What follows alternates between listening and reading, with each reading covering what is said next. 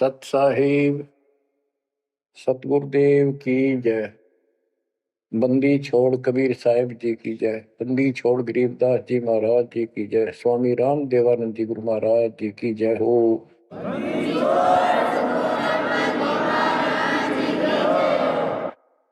सर्व संतों की जय, सर्व भक्तों की जय, धर्मी पुरुषों की जय। श्री काशी धाम की जय, श्री सुडानी धाम की जय, श्री क्रोथा धाम की जय, श्री बरवाड़ा धाम की जय। सत साहिब परमपिता परमात्मा कबीर परमेश्वर जी की असीम श्रद्धा से बच्चों आपको अमर कथा सच्चा ज्ञान सुनने को मिल रहा है। आपकी किस्मत परमात्मा ने अलग लेखनी से लिखी है, अलग आपका अकाउंट है जिस पर काल का कोई अधिकार नहीं है। बच्चों, परमात्मा का एक एक शब्द अपने को सत्य मानना होता है। या तो भक्ति पर लगो मत, भोगो कष्ट।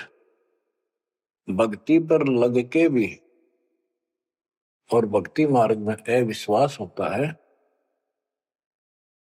तो वो प्राणी सफल नहीं होता। जैसे दास को पहले शुरुआत में परमात्मा की चाह खूब थी और ये सुना करते थे द्रौपदी का चीर मिट गया, नरसिंह दास भगत की कुंडली भगवान ने ली। तो इस तरह की बातें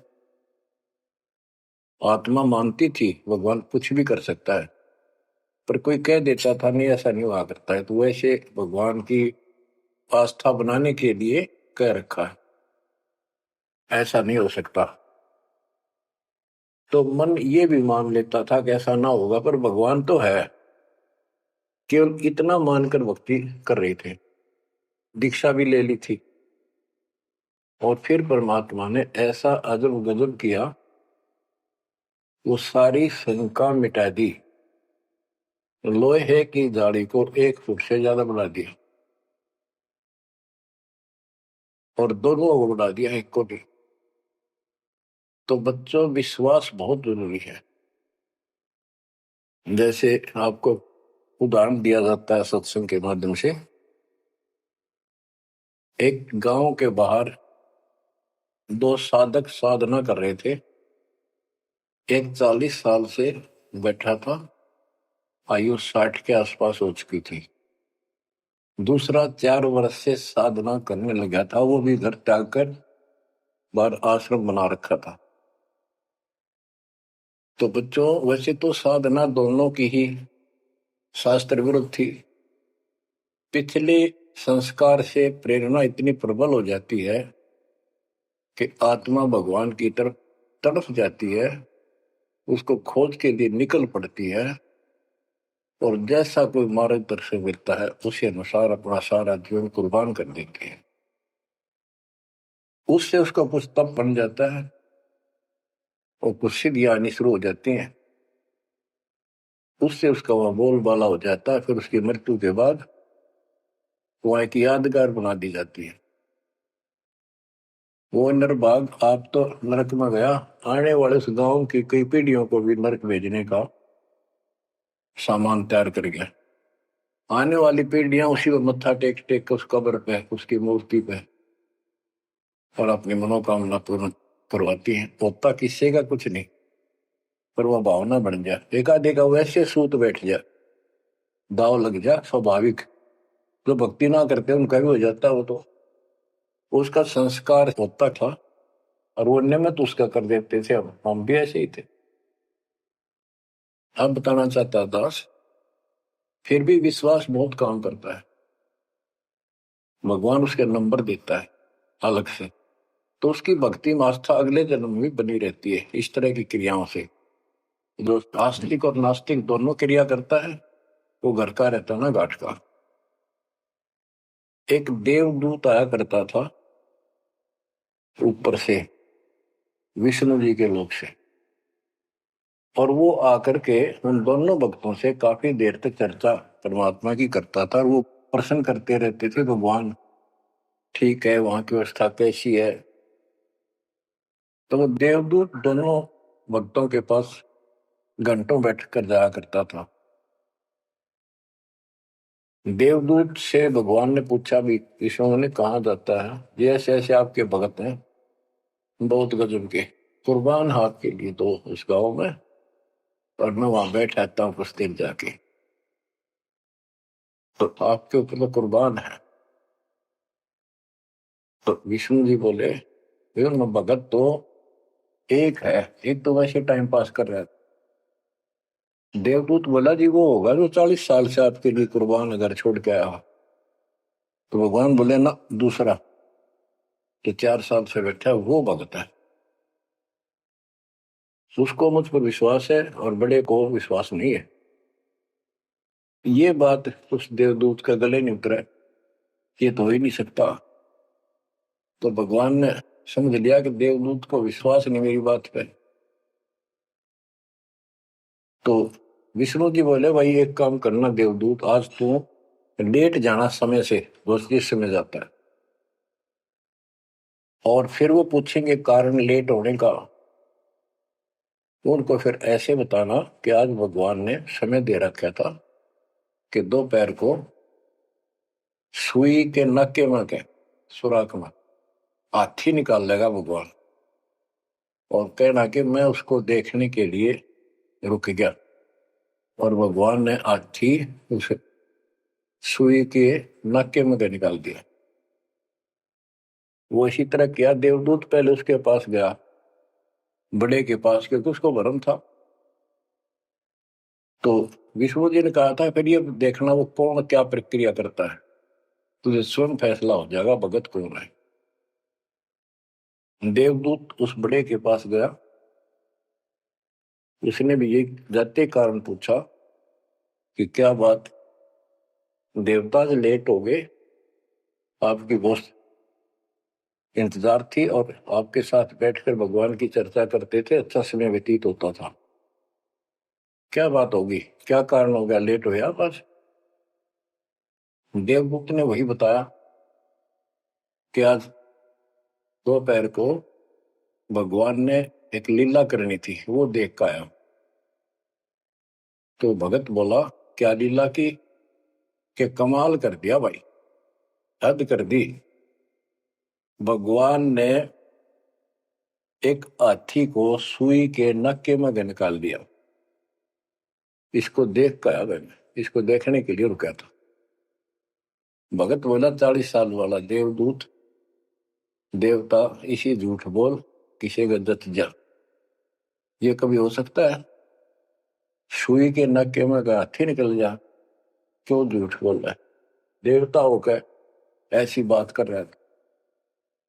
तो उस देवदूत के होश उठ गए और उसके सारे अनुभव फेल हो गया।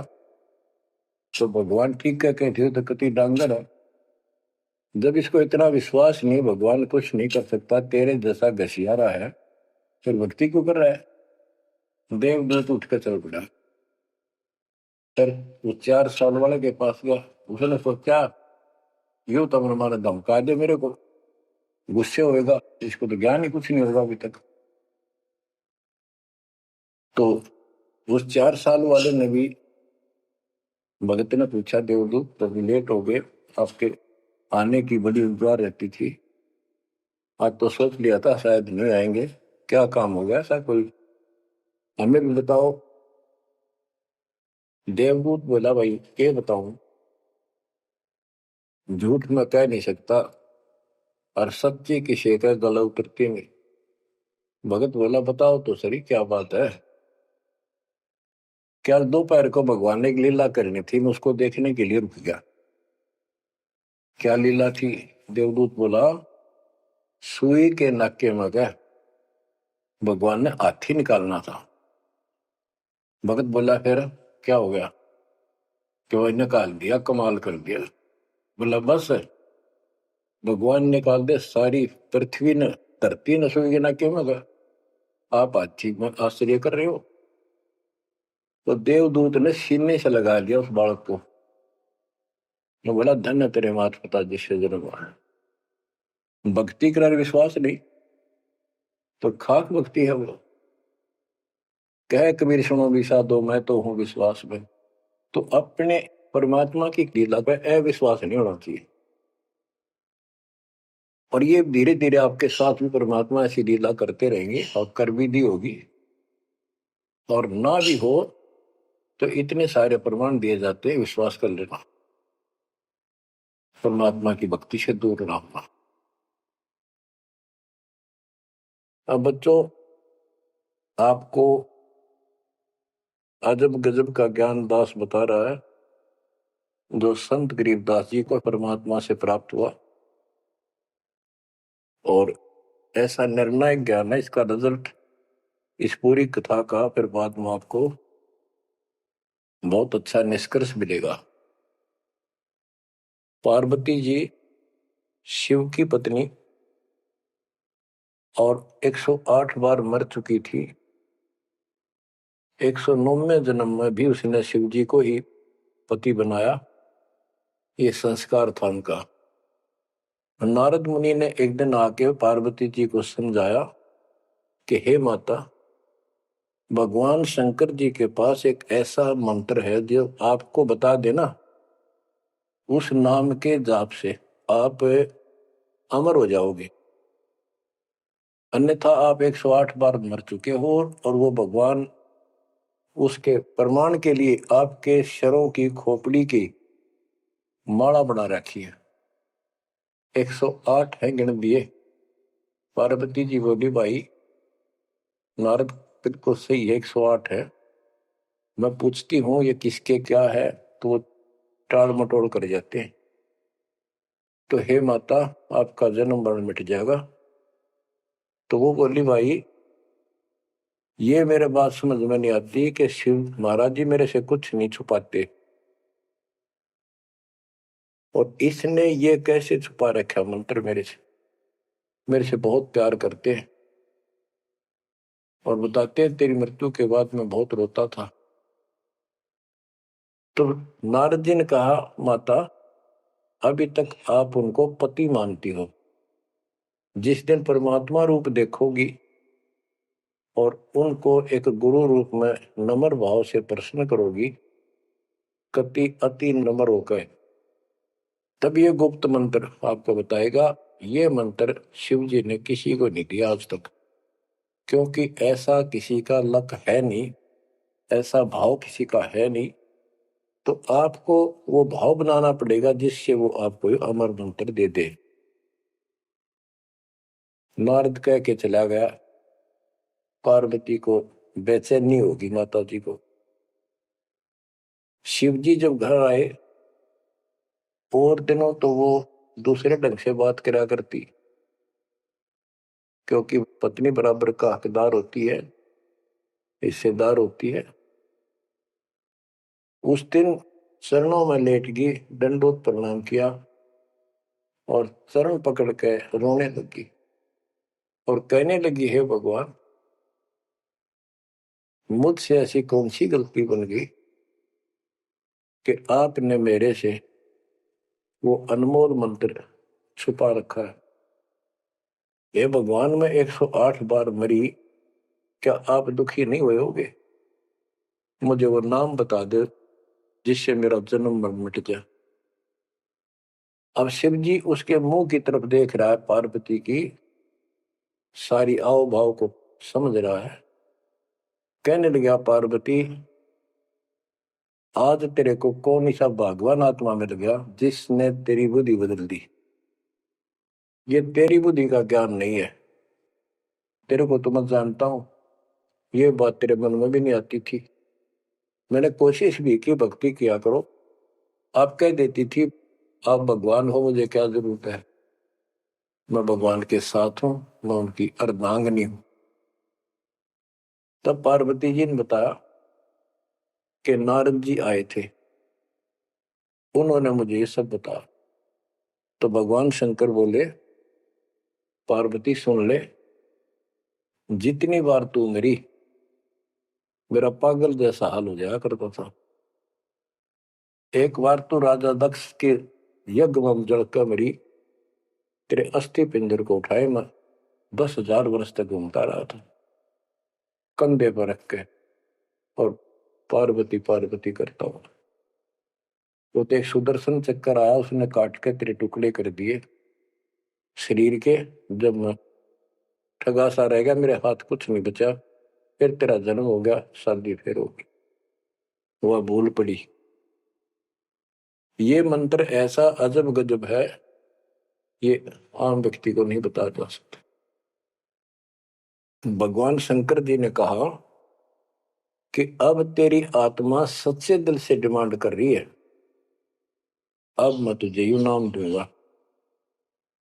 गरीबदास जी बताते हैं कि जैसे सीप एक जानवर होता है, शंखला सा, जैसे एक शंख होते हैं इस टाइप के मजबूत शरीर का, और उसको सीप बोलते, सीप।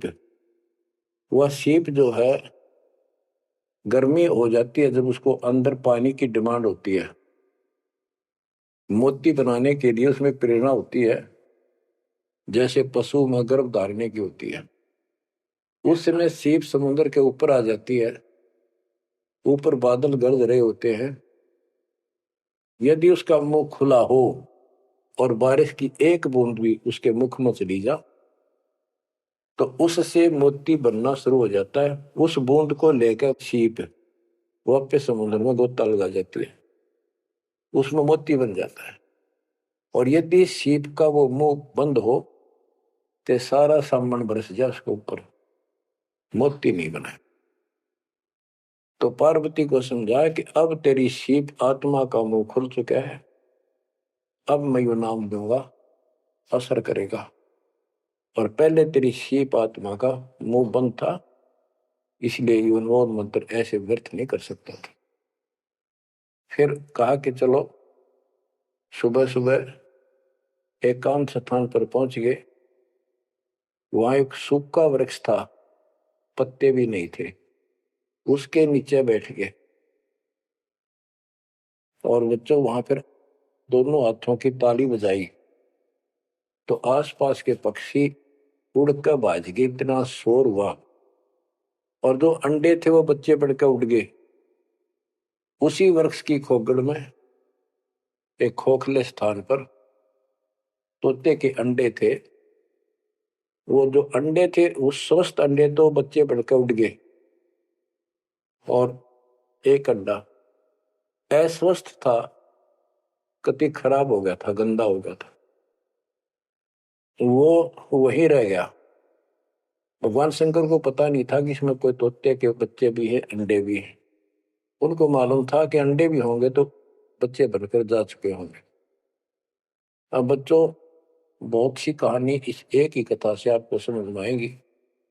जैसे ये क्या करते हैं, भक्ति ना करके मृत्यु के प्राप्त हो जाते हैं, फिर क्या करते हो, अस्थियों को उठाते हैं, जड़ी हुई हड्डियों को, उनको उठाकर गंगा में बहा के आते हैं।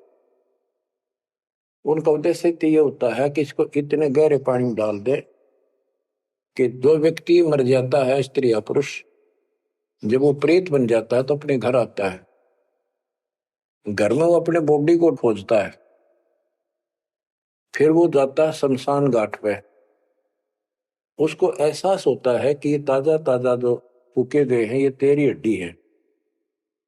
उन हड्डियों को अपनी मान कर उनके चिपक जाता है भूत। और फिर कभी घर और कभी उन हड्डियों के पास वहां चक्कर काटता रहता है और परिवार वालों को तंग करता है। तो इसीलिए उसको उन हड्डियों समेत उठाकर उसने इसी जगह डालते हैं, उसको भेदना नहीं लगता, और वो भटक भटक के चला जाता है। तो बच्चों, अब हमने न तो ये क्रिया करनी, क्योंकि हम भूत बनाए को नहीं, हमारी सच्ची भक्ति है, और उससे कोई समाधान नहीं हो जाता। तो इसी प्रकार तो दास बताना चाहता है कि मरने के बाद भी उन हड्डियों को भी वो जीव अपना मान रहा था कि मेरी है, उनके चिपक जाता है। इसी प्रकार जो गंदा अंडा हो गया था, वो आत्मा उसका चिपकी हुई थी कि मेरा है। हालांकि वो कति खत्म हो चुका था, कुछ दिनों में वो सूख जाता, खत्म हो जाता, फिर वो उसको छोड़कर चलती। तो वो आत्मा उसके साथ चिपकी हुई थी। उधर से पार्वती जी को कथा सुनाना शुरू कर दिया। अमर कथा सुनाई, क्योंकि गरीबदास जी कहते हैं, कबीर साहब ने बताया, हम बैरागी ब्रह्मपद सन्यासी महादेव, सोहम मंत्र दिया शिव जी को, वो करे हमारी सेव।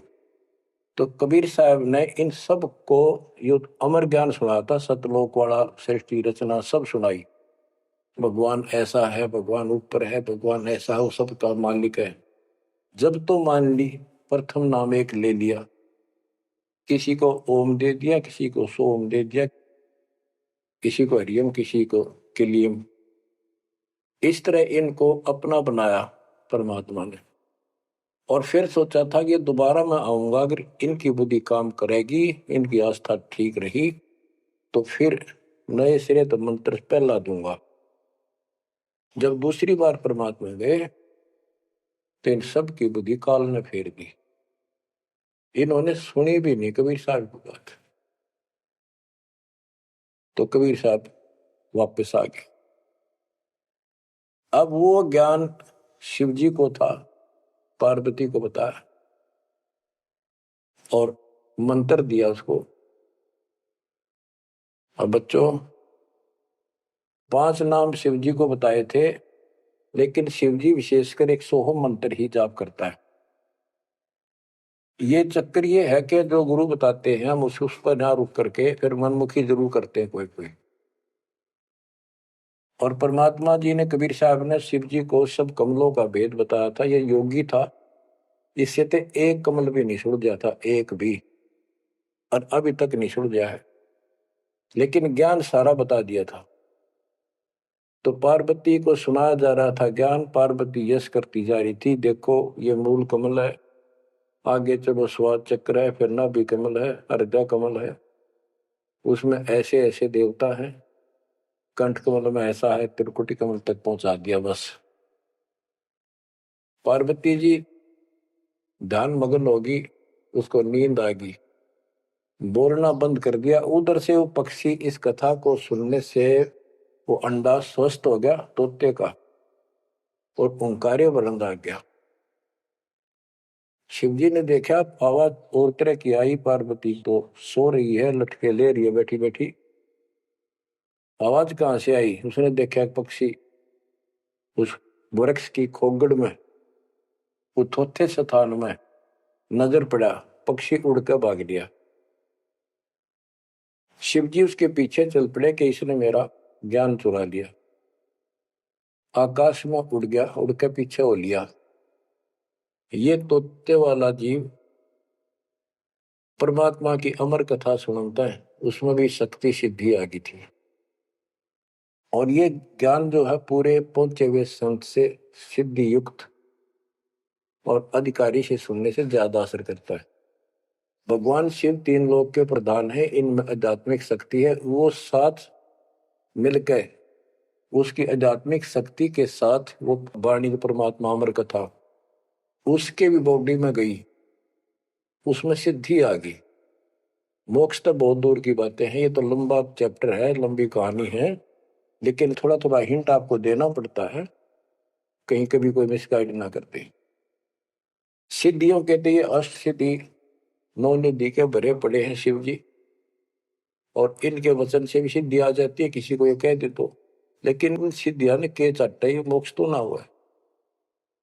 भाव कहने का ये है कि वो तोते वाला प्राणी वेद व्यास के आश्रम में पहुंच गया, उड़ता उड़ता पीछे पीछे शिव जी, वहां शरीर छोड़ गए, और व्यास की पत्नी ने जमाई ली थी, उसके द्वारा, सांस के द्वारा सूक्ष्म जीव अंदर चला गया।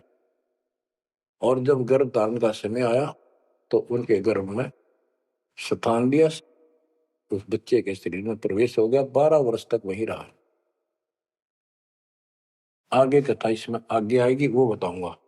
अब ये वाणी सुनाऊंगा जो आसानी से आपका समझ में आएगी।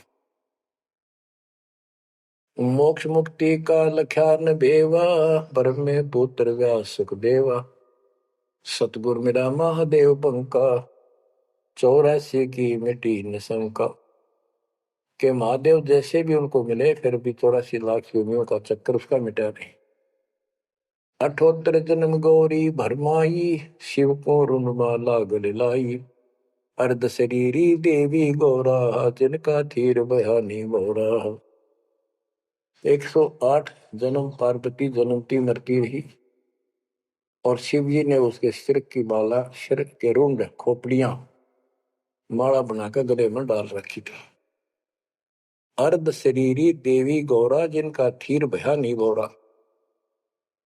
अर्धंगनी थी शिव की पार्वती और उसका भी मोक्ष नहीं हुआ। नारद मुनि उपदेश बखाना, गिरजा सुनो मोक्ष पद ज्ञाना। सुन हे देवी गौरा माई, 68 तीर्थ पर भी नाई। पिंड प्रदान किए का बारा, खुला नहीं मुक्ति का द्वारा। जब पिंड प्रदान कहते हैं ना, पिंड प्रदान करने से भूत जुनी जा छूटे थे, पिंड प्रदान करंत गरीबदास जिंदा के नहीं मिला भगवंत। जैसे पार्वती भूत पड़ गई, पिंड प्रदान कर दिए, भूत जुनी छूट गई और फिर पता नहीं किस दुनिया में चला जाता प्राणी। इसके संस्कार अच्छे थे, ये फिर मनुष्य जीवन लड़की का जन्म हुआ, शिव जी के ब्याह गई। ये पिछले जन्म जन्मांतर की शक्ति भक्ति के कारण मनुष्य जीवन ज्यादा भी हो सकते हैं, लेकिन मोक्ष ना होने से फिर 84 लाख योनियों में जाना था। इस पार्वती ने भी आगे भी जाएगी, शिव जी भी मरेगा, पार्वती भी मरेगी और फिर ये 84 लाख योनियों में जाएंगे। कहते हैं चंद सूरज की आयु लग, जो जीव का रह शरीर। सतगुर से बेटा नहीं तो अंत कीर का कीर। अगर चांद सूरज की आयु तक भी जीव का शरीर रहे और पूरा सतगुरु मिला नहीं तो अंत में कीड़े मकोड़े बनेगा। अब नारद जी बता रहे पार्वती जी को, सुन हे देवी गौरा बाई, 68 तीर्थ पर भी नाई। पिंड प्रदान किए के बारा, खुला नहीं मुक्ति का द्वार।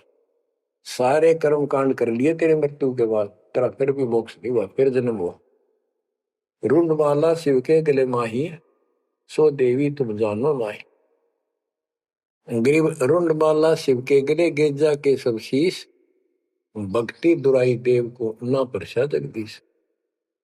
तुमरा देवी रूप विशाला, शिव तो पैर रहे रुंडमाला। भौतक पर लहो हो जाई, लंबी उम्र शिव कलिमाई। दीर्घायु शिव है अनुरागी, तुम देवी गौरी दिल त्यागी। मूल मंत्र ने नाम सुनाया, ताते कल्प हुए तेरी काया। महादेव देवनपति देवा, जाकी करी न गौरी सेवा। कर बंधन कर शीश नवाओ, तन मन अर्पो शीश चढ़ाओ। शिव है मोक्ष मुक्ति के दाता, तो से भेद कहूं गौरी माता। चरण गहो चिंतामणि केरा, ताते प्राण अभय हो तेरा। कमल रूप देवी दिल की न, नारद मुनि उपदेशी चीन्या। जब आए शिव मंदिर अवधूता, देवी चरण लिए सतरूपा। अब कहते नारद के कहने से पार्वती जी ने, गौरी देवी ने कति पाक साफ दिल कर लिया, कमल की तरह। कमल के ऊपर कोई मैल नहीं होता, ना कोई धूल टिकती है, ना जल टिकता है, ना कोई कीचड़ टिकता है। तो ऐसा साफ दिल किया और जब शिवजी घर पर आए, उनके चरणों में चरण लिए सतरूपा। सच्चे भाव से चरण लिए। चरण पकड़ रोवत है बाला, मोरे शीश किए रूपमाला। मोसे भक्ति दुराई देवा, न जाने नी तुम्हारी सेवा। मोसे भक्ति दुराई स्वामी, हमसे भेद कहो निज दामी। मैं अबला हूं बाला बोली, पार निभाओ हमारी डोली। कति चरण पकड़ के कहने लगी, मैं तो भोली सी लड़की हूं और मेरा बेड़ा पार करो। बच्चों, ये सारी कहानी आपको मौखिक सुना दी, इन वाणियों में सारा इसी का निष्कर्ष है। अब क्या बताते हैं गरीब मूल मंत्र महबूब का एक सुनाओ मोही। पार्वती जी कहती है शिव जी को कि उस परमात्मा का समर्थ शक्ति का जो मूल मंत्र है वो मुझे बता दो। अब इन मूल मंत्र का पता नहीं, जिस भी नाम को ये गुप्त रखते हैं जो विशेष नाम इनके पास है उसी को मूल मंत्र मांग रहे थे। गिरी मूल मंत्र महबूब का ए सुनाओ मोही, युगन युगन के पातक कटे छूटे तें दिल द्रोही। पूर्व जन्म की कथा सुनाओ, मूल मंत्र हमें शिव गोराओ, भूल रही भवसागर हमी, मोक्ष मुक्ति के दाता तुम ही। शिव बोले सुन देवी बाता को उपदेशी मिला विदाता, ये तो ना ही ज्ञान तुम्हारा, हम सो भेद कहो परवार। कि आज जैसे तू बोल रही है कि तेरी बुद्धि की बात नहीं, तुझे कौन ऐसा भगवान आत्मा मिल गया जिसने तेरा मन फेर किया। गिरजा कह सुनो शिव स्वामी, तारण तन आदि घरनामी, नारद मुनि उपदेश समोदम, दीन ज्ञान ध्यान परमोदम। शिव समर्थ बोले हैं जब ही, गौरी ज्ञान सुनाया तब ही। कोटि कल्प प्रलय युग बीती, ज्ञान ध्यान सब ही परचिति, तुमरा मन नारद मुनि फेरा, सुनो ज्ञान तुम गौरी मेरा। बनखंड चलो गौरी दीवानी, पंछी सुने न हमारी बानी। ऐसे स्थान पर चलो पक्षी भी कोई हमारी बात ना सुन सके। जब शिवकर से लाई तारी, उड़ गए पंछी नर और नारी। जहां एक सूखा तरवर ताक्या, वहां पर एक सूखा वृक्ष देखा, शिव को आसन तहां वहां रखा, उसके नीचे अपना आसन लगा दिया, पार्वती को साथ बैठा दिया। जहां एक गंदा अंडा तिसमाही, तिस जाने तय समर्थ साई। योग असंख्य कल्प बरमाया, पूर्व जन्म कोई पिछला आया। अब तुम सुनो गौरी मेरा ज्ञाना, आसन मुख कर कोटिसाना। आसन पदम लगाओ गौरा, मेर दंड सुधा कर भोगा। गरीब आसन पदम लगाए कर भंवर चुड़ाओ सुन, अनहद नादू बाजे ही जहां लगाओ धुन। और क्या बताते हैं कि उस वृक्ष की खोगड़ में गंदा अंडा पड़ा था और उस गंदे अंडे वाले जीव के असंख्य जन्म 84 लाख योनियों में हो चुके थे। यहां से उसके भाग जागे और तो पक्षी बन के उड़ गए, वो पक्षी बन नहीं पाया, बाद में उड़ा जब उसने सारी कथा उसके ऊपर असर कर गई। जैसे बच्चों बहुत बार बताते हैं, दास साहब को बताता है कि ये अमर कथा जो गरीबदास जी की वाणी है या शिव जी वाली अमर कथा से कई हजार लाख गुना ज्यादा शक्तिशाली है, ज्यादा प्रभावी है। अब ये कथा सुनाने का मुझे कोई उद्देश्य नहीं, इसमें से ऐसा निष्कर्ष निकालूंगा आप हैरान रह जाओगे। जैसे एक सर्प कांटे का इलाज करता है, अब तो दवाइयां चल गई, पहले गार्डू होते थे, मंत्र बोलकर जहर तार देते थे। जिसको सर्प ने काट लिया वो अचेत हो जाता था, कति बेहोश जैसे मर गया हो, सांस सांस आते थे। और गार्डू क्या करता है, एक मंत्र 5-4 पंक्तियां होती हैं उसको सिद्ध करता अपने जीवन में, 5-4-7-10 साल लगा के वो वाणी सिद्ध हो जाती है। फिर उसको बोलता रहता उसके ऊपर साथ बैठ के उस सर्प जैसे व्यक्ति पर। उस समय वो सर्प जैसा व्यक्ति अचेत होता है, ना वाणी सुन रहा है ना उसको समझ रहा है इसका अर्थ क्या है। तो कुछ समय के बाद वो उस वाणी के प्रभाव से उस शरीर का विष खत्म हो जाता है और वो व्यक्ति जीवित हो जाता, सचेत हो जाता है। इसी प्रकार बच्चों परमात्मा की अमर कथा जितना जो सक्षम है उसके मुख से सुनी जाती है तो उस सत्र का उसको लाभ अवश्य मिलता है। तो ये गंदा अंडा था, इसके साथ जीव चिपका हुआ था।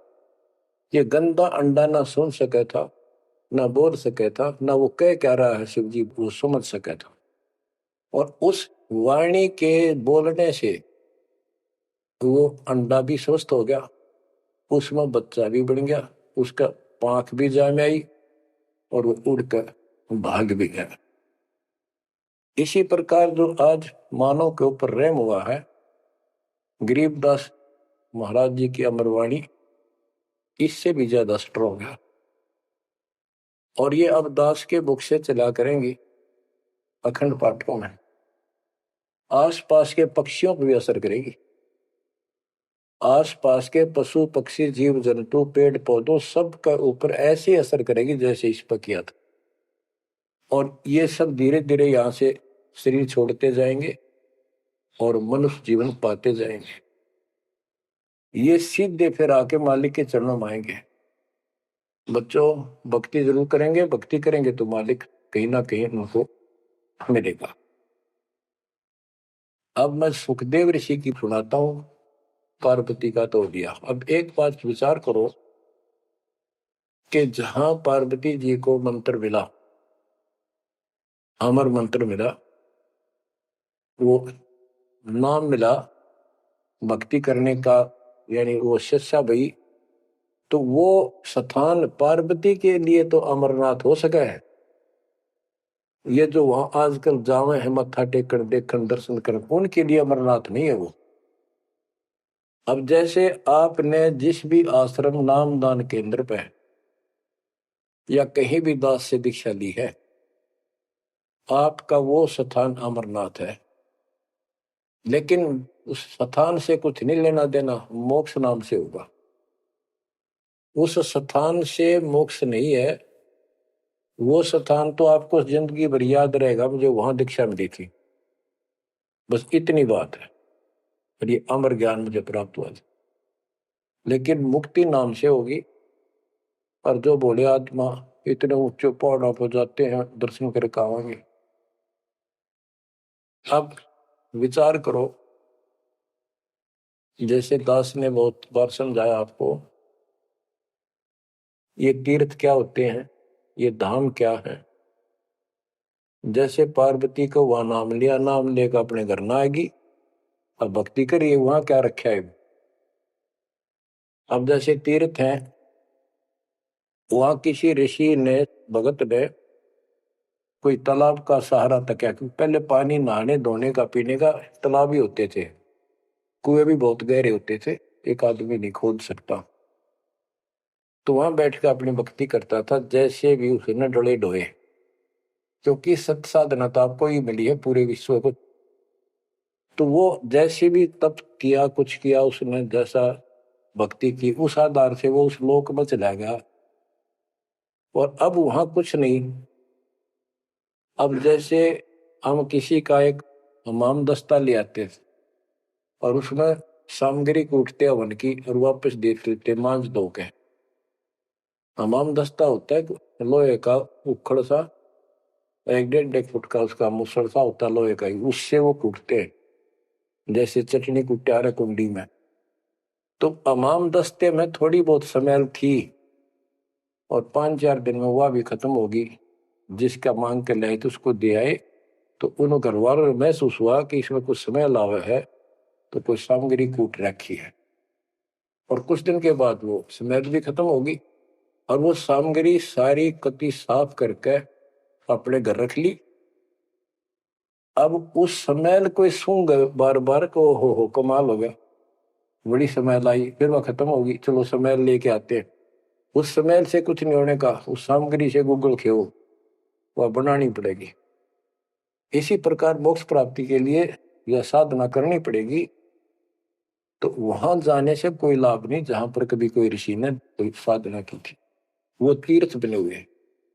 तो काल ने परमात्मा से कहा था, जो मालिक आए थे जोग जीत रूप में, अपने बच्चे ज्ञानी के रूप में, जोग जीत रूप में, सहज दास रूप में, कई रूप में आते रहते हैं। तब काल ने सारी वचनबद्ध करा के मालिक को, और फिर अपनी वह दुष्टता दिखाई थी। क्यों कहा था, वैसे जाओ जोग जीत संसारा, जीव न माने कहा तुम्हारा। जीव तुम्हारा कहा न माने, हमरी और वो बात बखाने, तीर्थ व्रत और झूठे जब तब मन लाओ, देवी देव देवर पुजवाऊं, या वो जीव को बरमाओ। द्वादश पंथ करूं मैं साजा, नाम तुम्हारा ले करूं आवाजा, द्वादश पंथ जो नाम जो ले सो मेरे मुख में आम समोई, और अनेक पंथ चलाऊं या विद जीवों को वर्गाऊं। तो आज वो सारा काम इसने कर रखा है। अब आप किसी को समझा के देख लो, आपके सर हो जाते हैं। तुम हमारे देवताओं को ऐसे बताते हो, हमारी साधना को गलत बताते हो, तीर्थों में जाना ठीक नहीं, व्रत रखना ठीक नहीं। तो काल ने बोल रखा था कि हमारी ओर हो बाद में खाने, हमारी ओर हमारा पक्ष लेकर के वाद विवाद किया करेंगे। अब बच्चों, जो दास बता रहा है कि सुखदेव व्यास जी की पत्नी के पेट में समा गया, गर्भ में। उसके बाद 12 वर्ष तक गर्भ में रहा। वहां उसको याद रहा कि पिछले जन्म तो असंख्य खो दिए, भक्ति नहीं बड़ी। अब के मानव शरीर प्राप्त हुआ और बाहर जाते भूल पड़ जाती है तो जुल्म हो जाता है। इस डर के मारे गर्भ से बाहर लिया। 12 वर्ष बीत गए। ब्रह्मा विष्णु महेश को टेंशन हुई, ये तीनों आ गए। इन्होंने कहा कि सुखदेव बाहर आओ। 12 वर्ष तक गर्भ में ठीक नहीं, हमारी मर्यादा खत्म होती है। 9 महीने भी माताएं गर्भ में बच्चा रखती है, बहुत परेशान हो जाती है, और 12-12 वर्ष रक्षा करेंगी, ये गलत परंपरा डलती है, आप ऐसा ना करो, बाहर आओ। तो सुखदेव ऋषि ने कहा कि भगवानों, अब मुझे ज्ञान हो गया, बाहर आती आपकी माया, यह त्रिगुणमयी माया हमें अचेत कर देती है, सब बुला देती है, इस माया न रोक दे, फिर मैं बाहर आऊं। इन्होंने कहा भाई ज्यादा हम भी नहीं रोक सकते, ये हमारे से भी बहुत ज्यादा प्रबल है, हमारे बस की बात नहीं है, बस कुछ सेकंड के लिए रोक सकते। तब उसने कहा जी कुछ सेकंड के लिए रोक दो। तो कुछ क्षण के लिए रोकी, इतना में सुखदेव बाहर आया। तो उसको भक्ति की प्रेरणा बनी रही, भगवान की याद रही। उसी समय 9 नाथ 84 सिद्ध यानी 93 बच्चे और लड़के पैदा हुए। ऐसा इत्तेफाक था, संस्कार था उनका। उनको भी ये बातें याद रही, उनमें से 9 नाथ बन गए और 84 सिद्ध कहलाए। उन्होंने भक्ति की प्रेरणा बन गई, बचपन से ही मालिक की याद बनी रही। लेकिन सच्चा सतगुरु ना मिलने से ये भी डले डोए। अब बच्चों ज्ञान पूरा आ चुका है और वो ठीक का समय आ गया है। गुरु पूरा, ज्ञान पूरा, भगवान पूरा। तो अब जो ये वाणी चले हैं और दास के मुख से चला करेंगी, ये कत्युत मस्तार देंगी, काल के पता नहीं कितने जुगाड़ को तोड़ेंगी, कितने जीवों का उद्धार बनेगा। मनुष्य का तो कहना ही क्या, डांगर डोर पशु पक्षी कीड़े मकोड़ों को भी सहारा मिलेगा। ये इन पुराणों से कथा है और ये आपके सामने सच्चाई किस तरह है। अब तो सुखदेव ऋषि जब बाहर आया, उड़ कर चल पड़ा वहां से। पिता ने कहा बेटा, व्यास जी ने कहा पुत्र, एक बार शकल तो दिखा दे। 12 वर्ष इंतजार की, पुत्र होगा। तब उसने कहा एक लेवा दूतम, कोई किसी का पिता नहीं पूतम। पिताजी पता नहीं कितनी बार तू मेरा पिता बन लिया, पता ना कितनी बार मैं तेरा पिता बन लिया। अब मुझे समझ में आ गई है, मैं आपकी तरफ देखूं नहीं, मेरा मोह बन जाएगा। ये छूत की बीमारी है, ये मोह। ये विस्तार से फिर कभी बताएंगे। और ये हम आप लावा जान के, लेकिन ये उसकी गलती थी। ज्ञान ना होने से इसने इतना ही समझ थी तो वो उस समय गलती कर गया। चलो जो भी इसकी सोच थी, उस आधार से ये वहां से चल पड़ा। पिता पीछे पीछे मोह में दूर तक गया, वहां से आकाश में उड़ गया, अंतर्ध्यान हो गया। आगे जाके फिर प्रगट हो गया। अपने और नाल जो बच्चे की नाभि से, माँ की नाभि से चिपकी होती है, वह गेल बाहर आकर टूट गई, टूट कर बाहर आ गई। वो बाद में काटा करते हुए बिना कटवाई कंधे पर घेर कर उठ गया, आगे काटूंगा। अब आकाश में उड़न की सिद्धि उसमें उस मंत्र से आ गई, वो अमर कथा से। अमर कथा में शिव जी ने पूर्ण परमात्मा की महिमा बताई, जो कबीर साहब ने उसको सुना रखी थी। इसमें काफी प्रकरण है, अब इतना समय नहीं जो मैं वो शायरी बताऊंगा आपको। कभी परमात्मा ने दया की तो फिर उनको विस्तार से समझाया करेंगे। तो कहने का भाव ये है कि सुखदेव ऋषि को अभिमान हो गया कि मैं बहुत बड़ा सिद्ध पुरुष हूं, आकाश में उड़ जाता हूं। तो बच्चों स्वर्ग में जाने लग गया, और स्वर्ग के देवता ऋषि महर्षि सब उसको उसकी जो है ना पूरी वो करे, सम्मान करें, उसकी आरती तारे कि बड़ा धन भाग है तेरे, बड़ी सिद्धि प्राप्त कर लिए। इन इतना पता सिद्धि आएगा, और जन्म से ही छोटी उम्र में आपको इतना कुछ प्राप्त हो गया, आप तो बड़े पहुंचे हुए हो। तो सब उसकी खूब अच्छी तरह प्यार रखे, महिमा गाँव। एक दिन उसने स्वर्ग में जाने की इच्छा व्यक्त की, विष्णु जी के लोक में। वहां उसको इसलिए नहीं जाने दिया कि उसका गुरु नहीं था। विष्णु जी तक बात गई। विष्णु जी ने पूछा कि हे ऋषि जी, आपने गुरु नहीं बना रखा? अगर नहीं, गुरु की क्या आवश्यकता है महाराज, ये गुरु बना रहे वो नहीं आ पाए और मैं बिना गुरु के आ गया। विष्णु भगवान बोले ठीक है, वो अलग बात है, या वही रह सकता जो पहले गुरु बनाओ। फिर एक बीमारी और अहंकार के मेरे बराबर पृथ्वी पर कोई गुरु नहीं, मैं बाल ब्रह्मचारी, वहां कोई ऐसा संत नहीं, मैं बनाऊं गुरु किसको? विष्णु जी ने कहा कि राजा जनक मेरे परम भक्त है, आप उनसे दीक्षा लो। यूं कह के विष्णु जी चले गए, उसको बाहर निकाल दिया पार्षदों ने।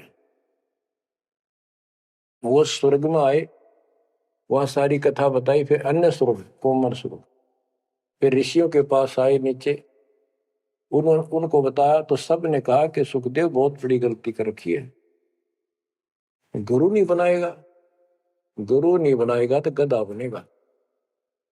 तो पिछले जन्मों में उसको एकदम वो रील सी चल गई कि मैं कभी गधा बना था एक बार, पर अंधा हो गया, स्वामी ने छोड़ दिया, कुमार ने, और मैं भटकता भटकता इन नाले में फंस गया। मेरा पुली बना ली लोगों ने, आन जान लगे, मैंने कहा नहीं, भटक के भूखा होकर तो मरा, प्राण निकले। उस भय से उसको चिंता बनी। फिर अपने पिता के पास वापस आता है। व्यास जी देख के बड़े खुश हुए कि बेटा आ गया। सारी बात पूछी तो सारी अपनी समस्या बताई पिताजी के सामने। पिताजी ऐसे ऐसे बात है, भगवान ने कहा कि राजा जनक को गुरु बनाओ। तो व्यास जी, क्योंकि जितने भी महापुरुष हैं वो एक सुर में बोलते हैं, उनको इतना ज्ञान तो है, गुरु बिन बात नहीं बनती। उसने विशेष ज्ञान तो सुना नहीं था, वो बैटरी चार्ज होगी, उसने उड़ा फिर था, उससे ज्ञान था ही नहीं इसको। तो व्यास जी बोले रे बेटा, मैं तो खुश था, चलो बेटा ना मेरे पास आया, पर न्यू चर्चा तो चल रही है व्यास का बेटा इतना पहुंचा हुआ है, अपने गुरु नहीं बना रखे, तो तुम्हें कमाल कर दिया। तो दो कोड़ी का जीव नहीं, कल नहीं ये तेरा प्राण छूट जाएंगे या बैटरी खत्म हो जाएगी और नरक में जाएगा बेटा, गुरु बिन बात पड़ती है। तो आखिर में हार कहने बोला, हे पिताजी, मैं कैसे गुरु बनाऊं राजा जनक को? राजा जनक गृहस्थी भाई, ओए होए, और कैसे शीश निभाऊं जाए। जनक विदेही राजा भाई, कैसे शीश निभाऊं जाई। ओहो। सुखदेव बोले ज्ञान विवेक का, हमने स्त्री का मुख नहीं देखा। तो उसके पिताजी बोले जो भगवान ने कह दिया, तू अब भी अगरम बगरम कर रहा है, एक अन्य का जीव नहीं, तेने ज्ञान भी क्या आएगा? कहाँ जाएगा फिर तू? वहां तेरे को पढ़ने नहीं देंगे स्वर्ग के अंदर। जो मरता क्या नहीं करता, राजा जनक के द्वारे गया, वहां चरणों माथा टेका और अपने कल्याण का मार्ग पूछा। बच्चों, इससे बहुत सी जानकारी होगी आपको, अजब गजब ज्ञान होगा। क्योंकि अभी तक दास ने आपको केवल प्रमाण दिखाए, सारे ग्रंथ सुन जाए और एक नंबर का ज्ञान आपके हृदय में जमा दिया कि जो दास कह रहा है वो सारी सच्ची है। अब दास कोड वर्डों में संकेतों में भी ज्ञान समझाएगा तो भी आपकी आत्मा गिल्ला कैच करेगी साथ के साथ। गरीब गोता मारू स्वर्ग में, जा बैठो पाताल, गरीब दास ढूंढता करो अपने हीरे मोती लाल। आप वो हीरे मोती लाल हो बच्चों, आप सामान्य आत्मा नहीं हो। जब परमात्मा आपको कैसे रंग रहा है, रंग में कैसे दूध अमृत पिला रहा है आपको घर बैठे,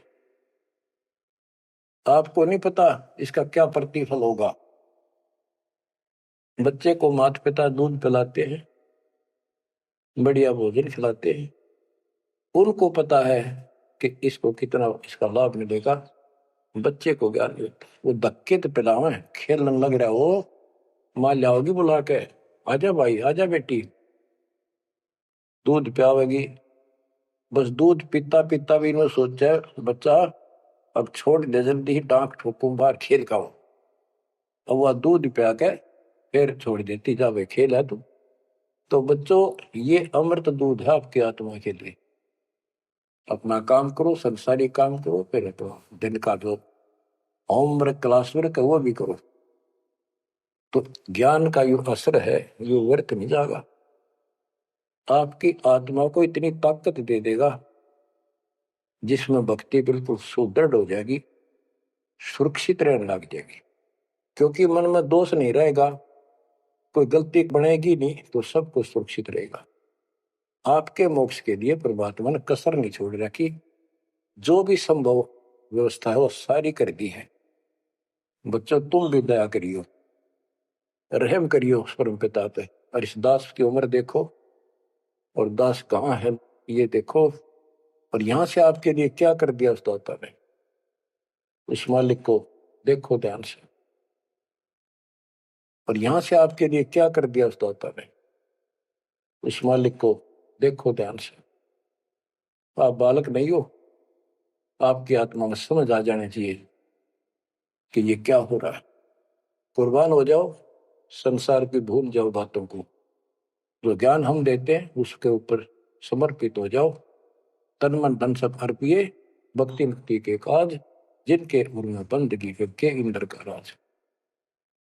बच्चों, इंद्रिय कर्म न लग लगार, जो भजन करे निर्दुंदरे, गरीब दास जग कीर्ति होगी, जब लग सूरज चंद्रे, जब लग सूरज चंद्रे। बच्चों, आने वाली पीढ़ियां आपको भी याद करा करेंगी, जब तक चांद सूरज रहेंगे आपका नाम रहेगा कि हमारे कौन माता पिता, कौन दादा परदादा दादी इसे अमृत ज्ञान को हमारे कुल में लाए थे। आने वाली पीढ़ियों के उद्धार के लिए तुम जिम्मेवार हो, कुर्बान हो जाओ। परमात्मा आपको मोक्ष दे, सदा सुखी रखे। सत साई।